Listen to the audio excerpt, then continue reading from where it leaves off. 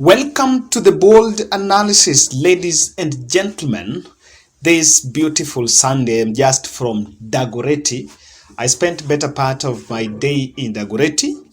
So when I came back, I realized that there are many things that had happened. We had a heated argument in this channel with one of my subscribers about Kipruto Arap Kirwa. All along, I knew that he was in Azimio, but until today that I realized that Kipruto Arap Kirwa was actually the vice chair of UDA. So he has crossed over to Raila Odinga's camp, and according to his own acceptance, his own first speech speaking in Bungoma, he's saying that he called Martha Karua, and so he followed Martha Wangari Karua. That story is developing, and of course, I am not closing. I'm not closing it there. I will still find some time and look at it. Now, what has captured my attention was this Kisumu incident where Emmanuel Talam led a host of UDA bloggers to insinuate that William Ruto's billboard was brought down in Kisumu. If you check Twitter, I realized that Kisumu has been trending for long. So when I went there to check, I realized that Kisumu was trending because of that. And secondly, it was because Martha Karua arrived there on her way to Bungoma. Now, I want us to debunk that incident a bit. So recently, I think last week, Kisumu Governor Anyang' Nyong'o made an announcement that no campaigns will be allowed within the CBD. However, he did not say that the posters, those who want to put their posters and banners and billboards, were not allowed to put their posters, because someone was saying that Anyang' Nyong'o had banned campaigns in Kisumu CBD. So to clarify that, he just said that the caravans should not go to CBD because they will be making noise, which to me is a good advice, or rather is a good strategy. Then, however, banners and billboards are all over Kisumu.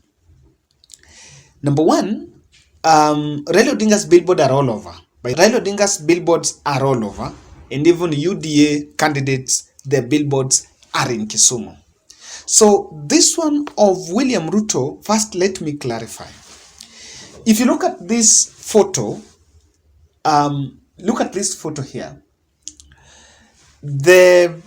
Whatever you are seeing down there in some reddish, it's some reddish, I think, signboard. The signboard of the Heart Center, Kisumu Heart Center. Kisumu Heart Center is in between Kibuye and Kondele.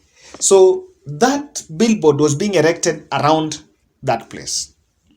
So between that place, it is also few meters from Kondele, the usual Kondele, where is known for that,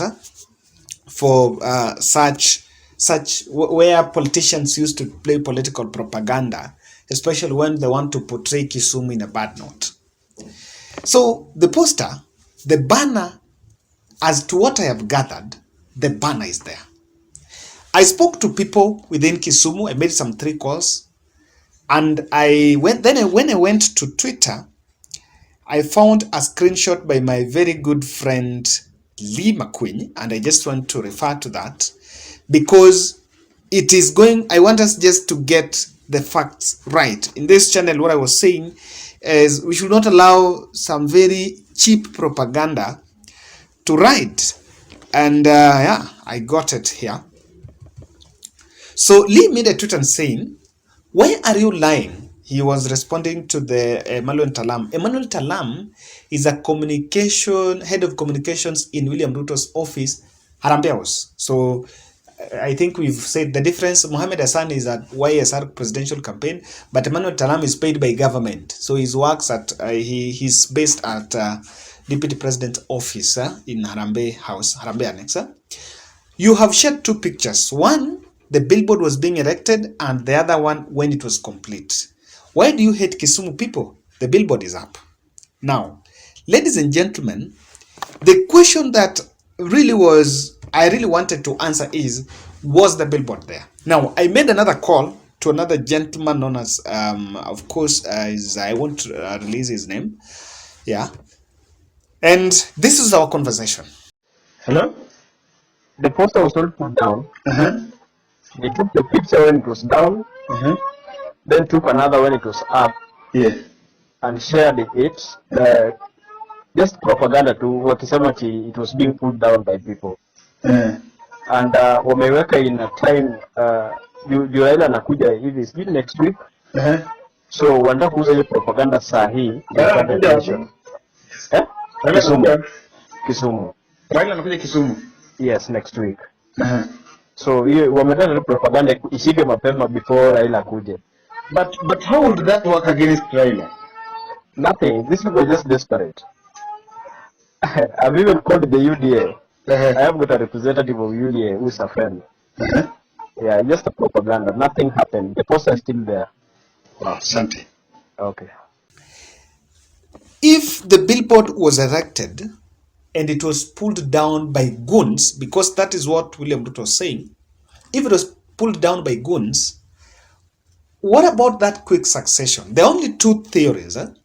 That when it's being erected, people come as a group chanting or rather creating violent scenes, then they pelt stones in it, then through that it will come down. So hata ingekuwa imeraruka.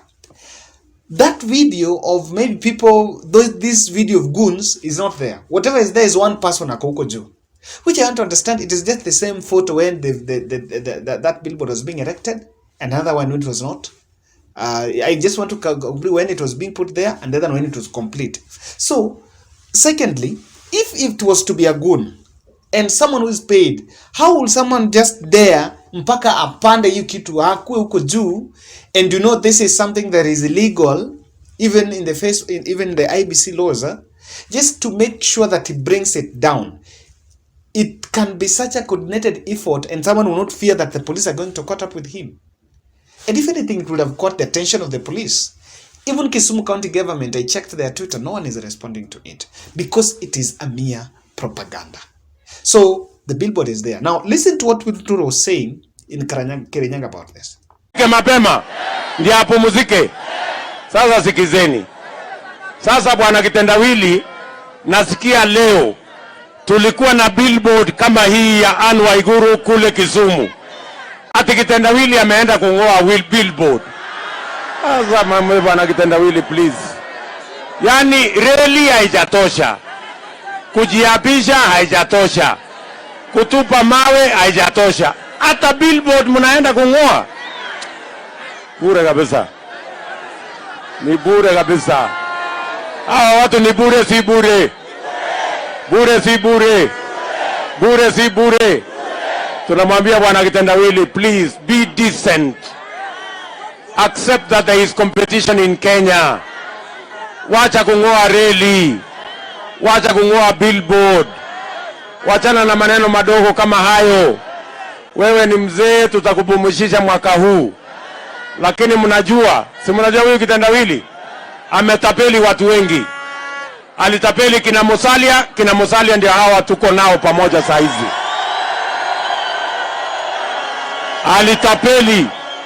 Alitapeli wa Pwani. Huyu governor wa Kilifi. Now I wanted to listen to what Ruto was saying about this issue.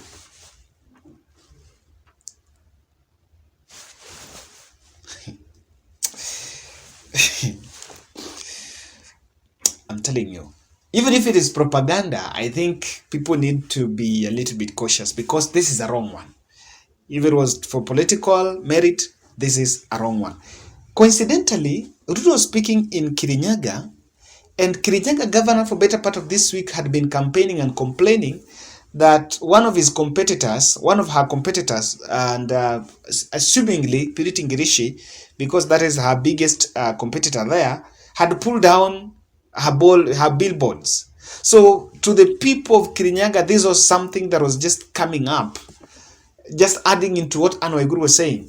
Could it be the new strategy that they are putting up against Azimio la Umoja. I want us to look at why they decided to lie, or rather to run this propaganda. It was a well-scripted thing for some political merit. Ladies and gentlemen, and kindly subscribe to our channel. One of the reasons, ladies and gentlemen, kindly subscribe to our channel, click the notification bell, and also give us your feedback. I want to read comments of people within Kisumu. Tell us whether that billboard is there. And again, how many UDA billboards are you spotting there? Because someone was telling us that ya Ruto imeletwa chini Kisumu na za Raila zimejaa Eldoret. I really want to see how this is playing out. Deputy President wanted to draw the attention of Kisumu residents to that billboard. And if anything, he just wanted to create some propaganda with it so that he will get some visibility, or rather attract some sympathy votes within Kisumu.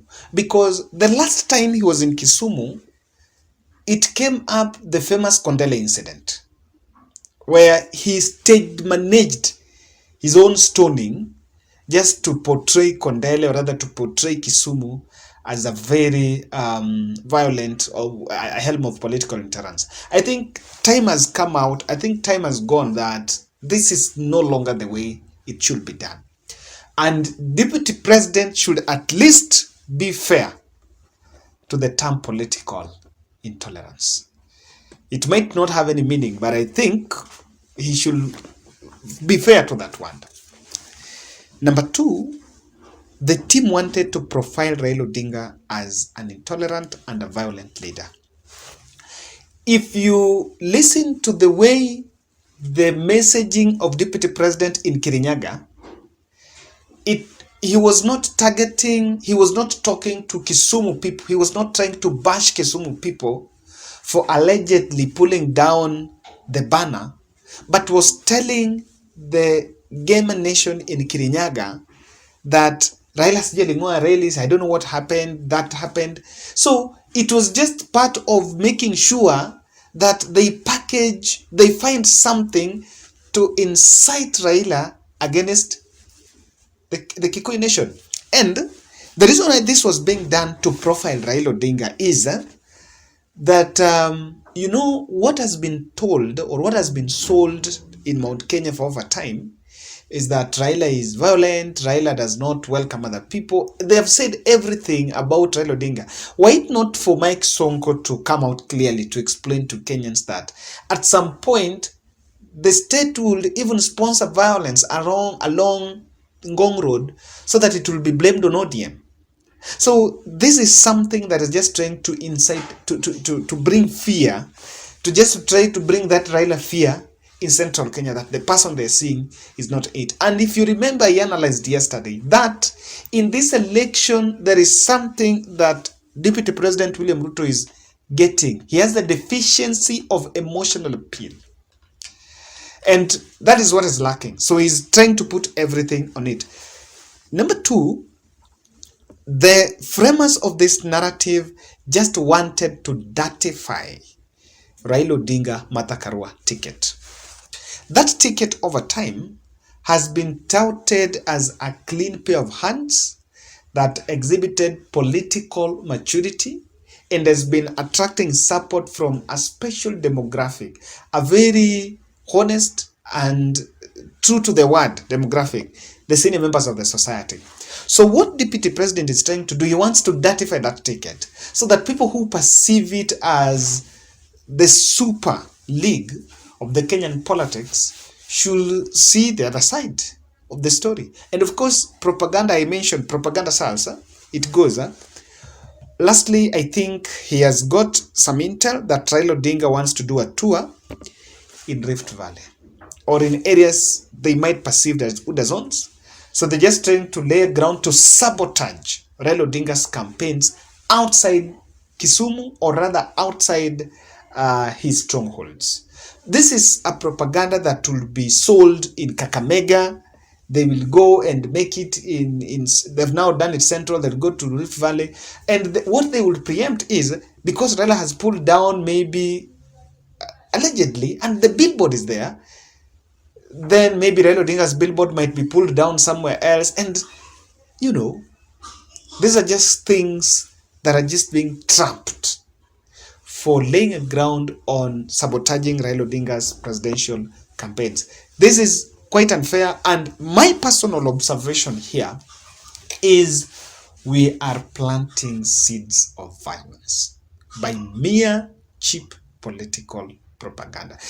I normally tell people that if something is wrong, then it is wrong. You don't sugarcoat it by what is called fairness. If someone does something wrong in politics, like when the Kondele incident happened, we condemned because it was wrong. So if for you to someone to profile a community on a cheap political propaganda in the face of fairness, there is no, and that one I will always stand. And that's why I say my politics is very straight. If this is wrong, it's wrong. Ladies and gentlemen, that's my analysis. And Polisana, the people of Kisumu.